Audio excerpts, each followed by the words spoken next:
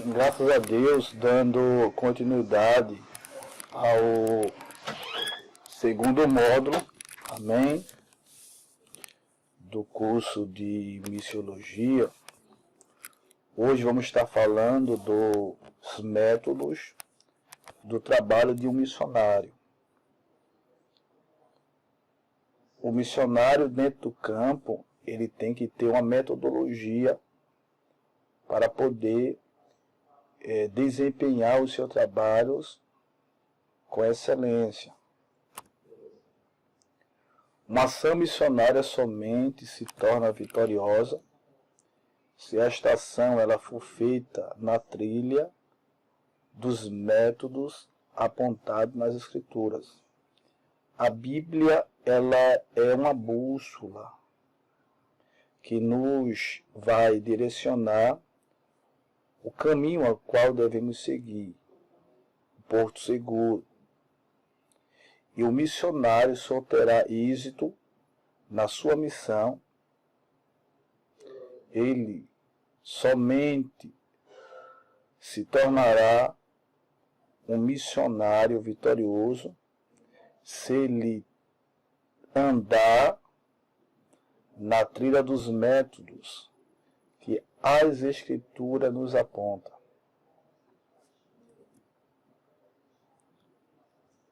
Então vamos meditar sobre 3 canais principais da ação do missionário, ou da ação daquele que vai exercer o ministério dentro do campo missionário.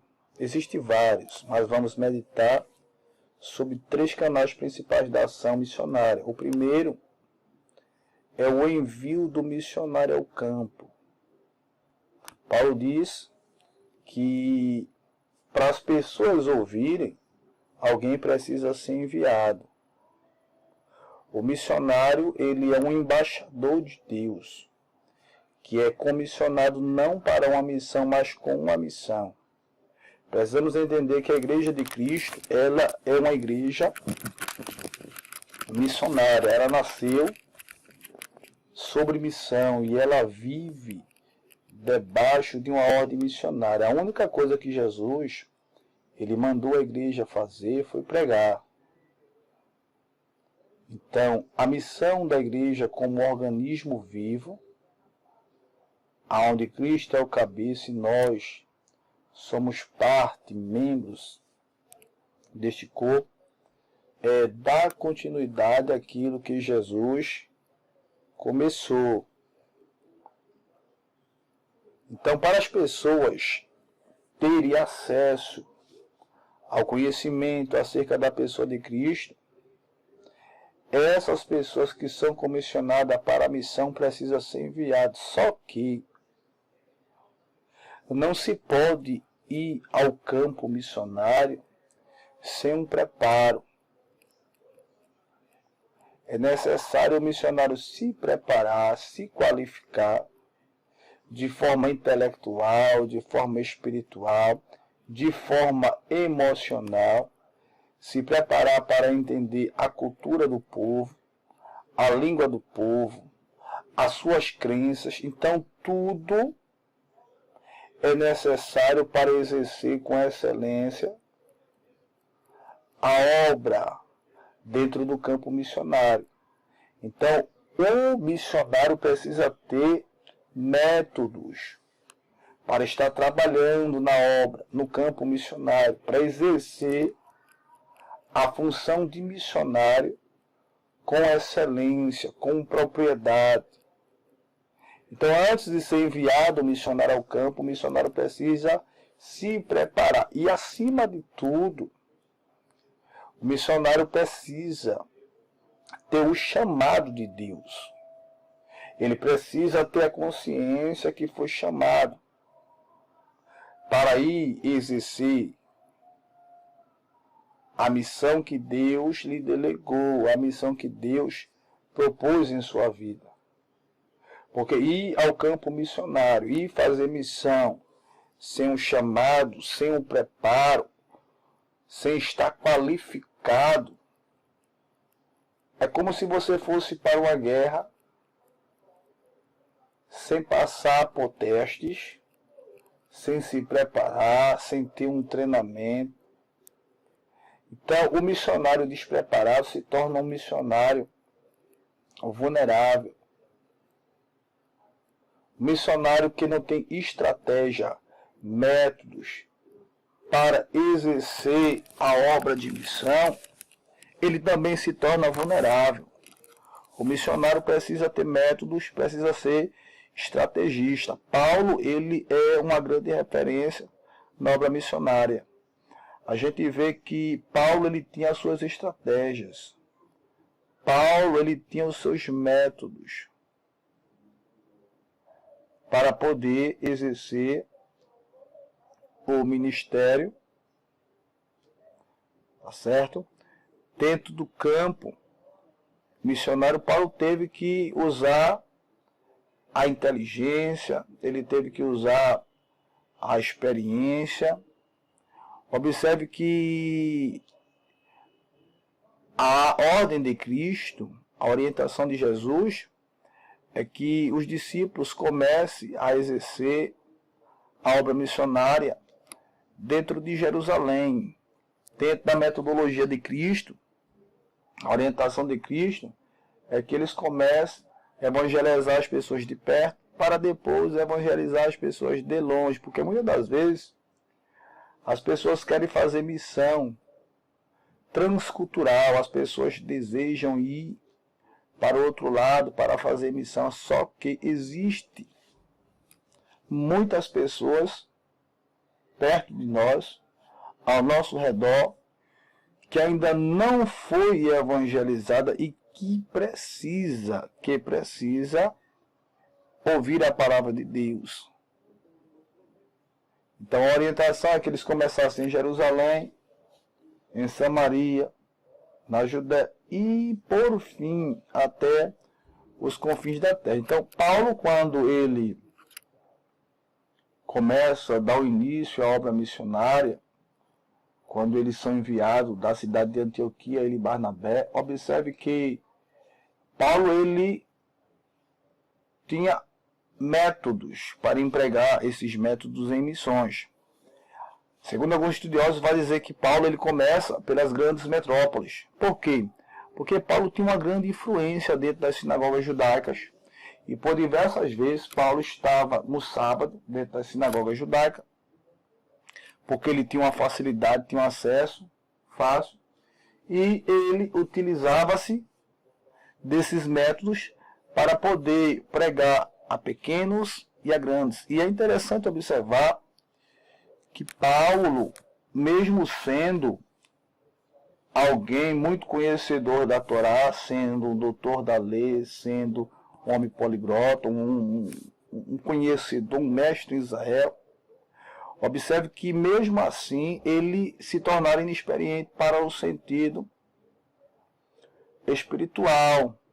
Então, mesmo sendo conhecedor da Torá, Paulo, ele precisou ser discipulado por Barnabé. Então, observe que Paulo, ele vai passar um bom período sendo discipulado por Barnabé, até porque a igreja em Jerusalém não vai recebê-lo, porque via que ele era o impostor, a igreja tinha um certo receio, como se Paulo não tivesse se convertido de fato, e como se ele tivesse criando uma estratégia para se infiltrar na igreja e pegar sua liderança e enfraquecesse a obra que Deus tinha delegado aos discípulos. Então, observe que passaram-se aproximadamente 14 anos para que, em meio a um culto, em meio a uma reunião feita por eles, o Espírito Santo se manifestasse e pedisse para que fosse apartado a Paulo e a Barnabé para a obra a qual o Senhor tinha falado para eles. Então, observe que Paulo, ele se preparou, ele foi discipulado por Barnabé, ele precisou adquirir experiência por meio da pessoa de Barnabé, para depois ele ir para o campo, para a obra missionária. Não foi da noite para o dia, não foi só um preparo. Então, é necessário observar que dentro dos aspectos que a gente quer aqui destacar como principais da ação missionária. O primeiro é o envio do missionário ao campo. É necessário alguém ser enviado para que as pessoas possam ser alcançadas pela palavra de Deus. Só que aquele que vai ser enviado, ele precisa se preparar. Ele precisa estar apto para ser enviado. Em segundo lugar, a intercessão com a cooperação, ela também é eficiente. Interceder e cooperar. Tem várias formas de fazer missão. Tem pessoas que são enviadas de forma direta ao campo. Isso é uma forma de fazer missão. Outra forma de fazer missão e de participar de forma direta ou indireta em relação à obra missionária é por parte daqueles que intercedem. Tá certo? Então, pessoas são enviadas e essas pessoas precisam estar debaixo da dependência do Espírito Santo. Então, para isto, além de ser enviado, é imprescindível que haja intercessão para este missionário, na vida deste missionário que foi enviado. É necessário que esteja uma igreja local intercedendo, orando por ele, buscando, para que Deus possa usar de benevolência, de misericórdia, possa dar livramento, possa dar estratégia, para que Deus salve as almas. Outra coisa que é imprescindível é a cooperação eficiente, porque existem muitas igrejas que enviam missionário para obras, para missões transcultural e, infelizmente, não cuidam desses missionários no campo. Elas se preocupam em enviar, mas elas, não generalizando, esquecem de assistir esses missionários no processo, no desenrolar do seu ministério como missionário no campo missionário. Então, é imprescindível que haja um envio, que haja intercessão, que haja cooperação eficiente, para que esse missionário possa estar acobertado, para que esse missionário possa receber todo o apoio necessário para que ele possa desempenhar o projeto que Deus estabeleceu para a vida dele com excelência. E para que haja resultados louváveis ao Senhor. E que tudo possa contribuir para a glória dele. Então vamos lá, recapitulando.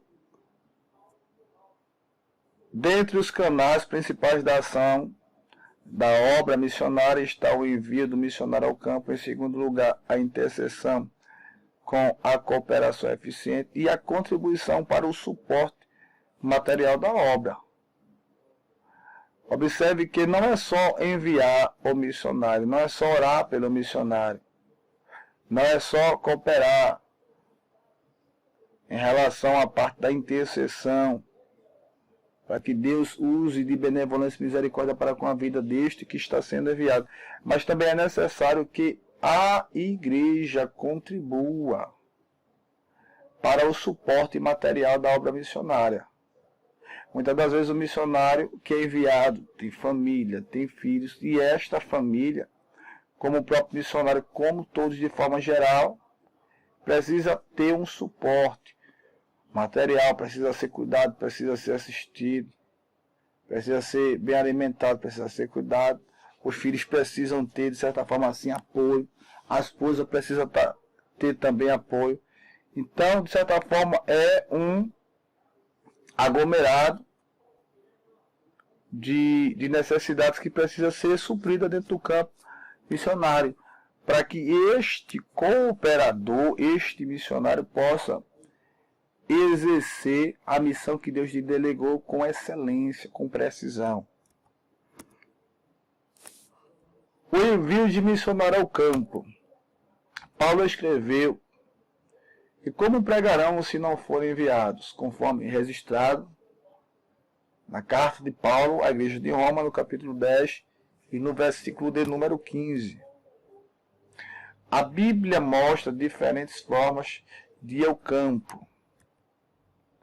A primeira, de forma permanente. Tem missionários que eles são enviados ao campo de forma permanente para ficar lá, se estabelece. Mas para isso, este missionário precisa ter apoio, um apoio local do país que vai recebê-lo, para que possa dar todo o suporte necessário para esta família de missionários que está sendo enviada ao campo. Observe que no capítulo de número 13, versículo de número 1 ao 4, de Atos dos Apóstolos, Paulo e Barnabé, eles são enviados pela igreja, mas eles são enviados conforme a direção do Espírito Santo. É imprescindível que o missionário ele tenha em mente que o Deus que chamou é o Deus que capacita, é o Deus que provê, é o Deus que cuida. Deus, ele se responsabiliza com todos aqueles que Deus envia. E precisa entender que dentro da visão bibliocêntrica, aquele que é enviado ao campo, ele é enviado na direção do Espírito Santo. Observe que nesta ocasião estava Paulo, estava Barnabé, estavam alguns doutores, estavam alguns teólogos, estavam alguns estudiosos, estava um grupo de crentes orando, adorando, e neste momento de adoração, este momento de louvor, de gratidão, de palavra, o Espírito Santo se manifesta e escolhe. É o Espírito que escolhe. É Deus que escolhe o missionário para a obra. Não é o missionário que, por espontânea vontade, quer ir para a obra, quer ir para o campo. É Deus que escolhe. É Deus que separa. Então, o missionário precisa que ter em mente que ele precisa ter para exercer o ministério, certo? Dentro do campo, dentro da obra missionária, ele precisa ter em mente que ele tem que ter o chamado de Deus. Certo? E para a obra missionária, por opção, é algo que está fora de cogitação. É necessário que o missionário tenha em mente que ele tem que ter o chamado de Deus para missões.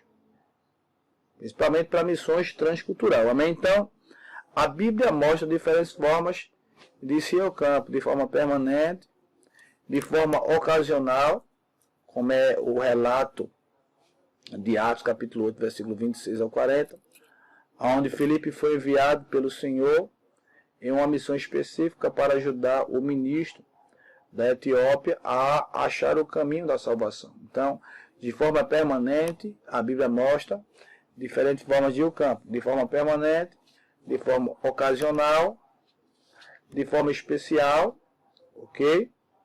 Atos revela que famílias, para ajudarem no trabalho missionário, mudaram-se para o campo trabalhando na sua profissão secular, como era o caso do casal Áquila e Príscila, que cooperaram muito no ministério de Paulo e ajudou muitas pessoas dentro do campo missionário.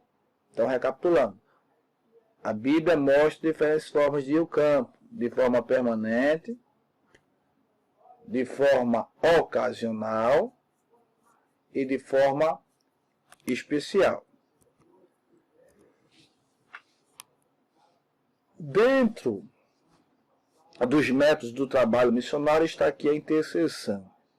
Embora Paulo orasse muito no seu trabalho, porque o missionário precisa ser um homem de oração, precisa ser um homem que tem intimidade com Deus, precisa ser um homem que está dentro do centro da vontade de Deus, que possa ter respaldo, que possa ter graça, possa ter unção, mas acima de tudo ter um elo de ligação com o Eterno e etc. E para o missionário galgar esta intimidade, o missionário precisa ser um homem que ame orar, que ame buscar, mas que não ore apenas para desempenhar o trabalho missionário, mas que leve uma vida de oração, que ore simplesmente pelo prazer de estar na presença do Senhor.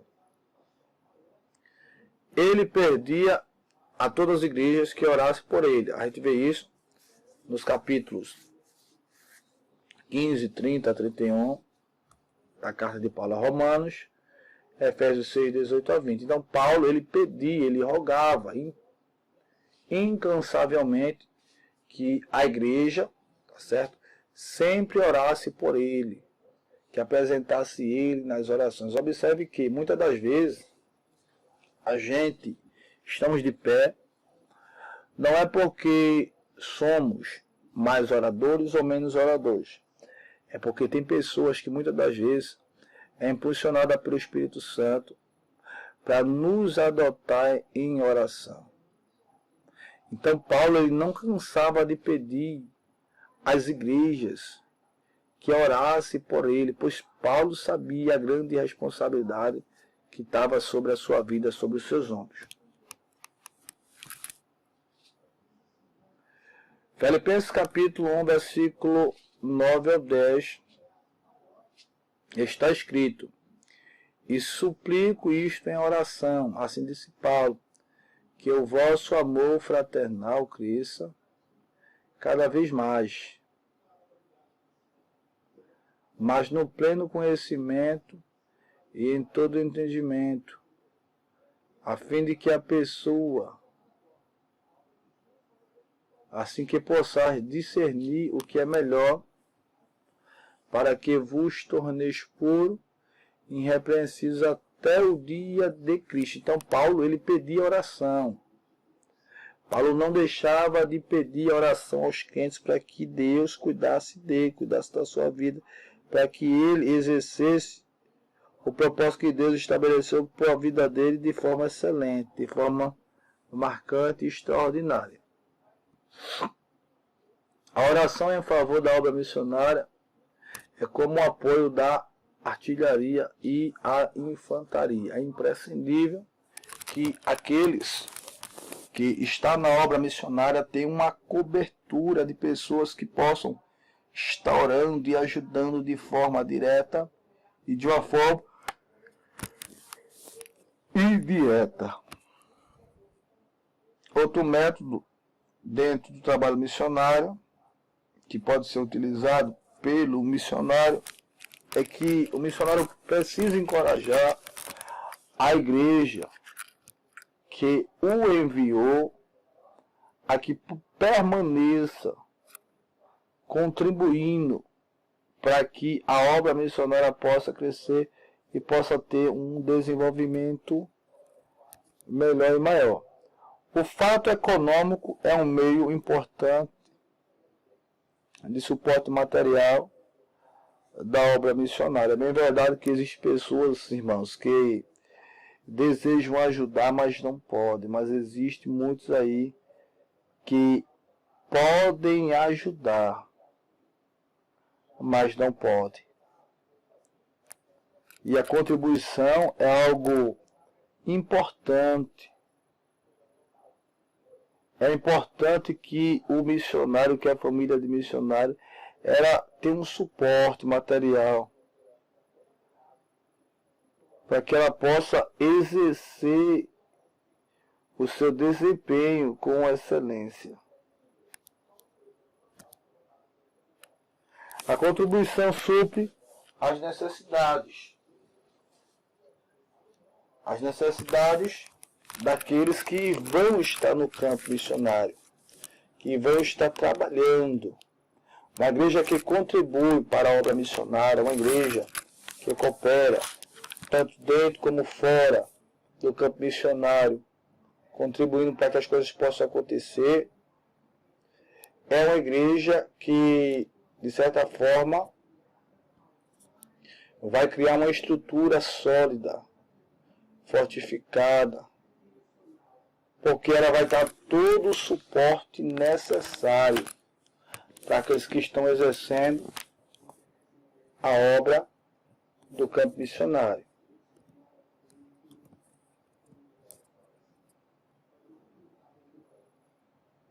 Então observe, a contribuição ela supre as necessidades do missionário, do trabalho missionário.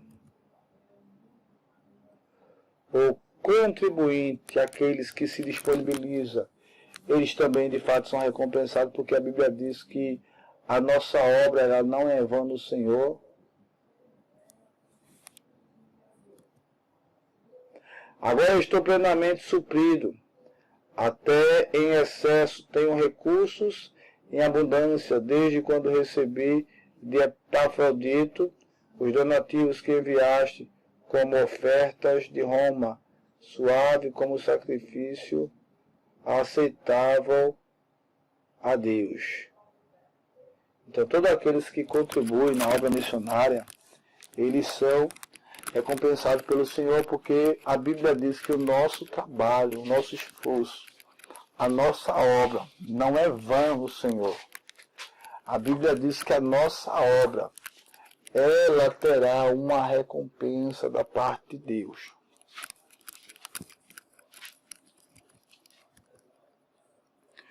A necessidade de missões no Brasil é uma pergunta. Segundo algumas estatísticas, dizem que existem muitos lugares, ainda dentro do nosso Brasil, onde pessoas não foram alcançadas pelo Evangelho. Então, dentro da nossa própria nacionalidade, dentro do nosso próprio país, tem pessoas que precisam ser alcançadas pela palavra de Deus. E Deus quer usar a mim, Deus quer usar você, para que possam essas pessoas ser alcançadas por meio da obra missionária. E a gente precisa se disponibilizar de alguma forma para investir em missões. Se não for de forma direta, se não for indo, mas é enviando, é contribuindo, é intercedendo. Mas a igreja precisa avançar.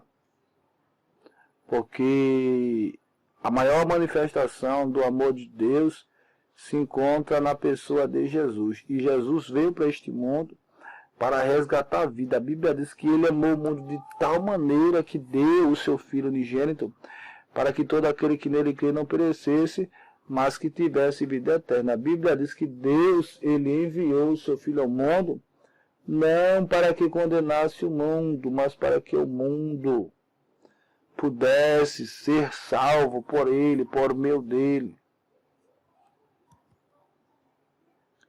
Reconhecemos hoje, fonte do ano de 2019, hoje, no ano de 2022, com certeza o índice, possivelmente, acredito que se encontra maior. Então, reconhecemos hoje, fonte do ano de 2019, 8 segmentos minoritários menos evangelizados no Brasil, apesar de não ser esta uma lista ou uma estatística ou exaustiva. Possivelmente pode ser que seja o número ainda muito maior. Segundo dados do Departamento de Pesquisa da Associação de Missões Transculturais Brasileiras, a AMTB, temos mais de 800 mil indígenas que ainda não foram evangelizados, divididos em 228 etnias indígenas oficialmente reconhecidas, podendo chegar até 340 etnias, considerando-se os subgrupos. Cerca de 115 delas têm pouco ou nenhum conhecimento de Jesus Cristo. Então, observe que na nossa pátria amada Brasil ainda existem muitas pessoas que não foram alcançadas ainda pelo Evangelho, que não foi alcançada ainda pela palavra de Deus. E Deus quer utilizar a nossa vida para que outras vidas possam ser abençoadas através da palavra de Deus. Há uma necessidade muito grande de fazer missão, não só fora, mas também dentro do Brasil. Aproximadamente 1 milhão de ciganos, com menos de 1% alcançados pelo Evangelho em todo o Brasil. Mais de 3 mil comunidades quilombolas oficialmente reconhecidas dentro do nosso próprio Brasil, que ainda não ouviram falar de Jesus, podendo chegar há mais de 5 mil em todo o Brasil, das quais cerca de 2 mil acreditamos não ter a presença de uma igreja dentro dela. 35 mil comunidades ribeirinhas na Amazônia, das quais cerca de 10 mil não têm reconhecimento ainda do Evangelho, assim como cerca de 6 mil assentamentos na zona rural sertaneja. Aproximadamente 10 milhões de surdos e ainda poucos ministérios dedicados a eles, apesar da maior atenção recentemente dada a esse segmento. Amém? Então, graças a Deus, chegamos ao fim da nossa aula e, querendo Deus, na próxima aula vamos estar assim dando continuidade. Que Deus em Cristo abençoe.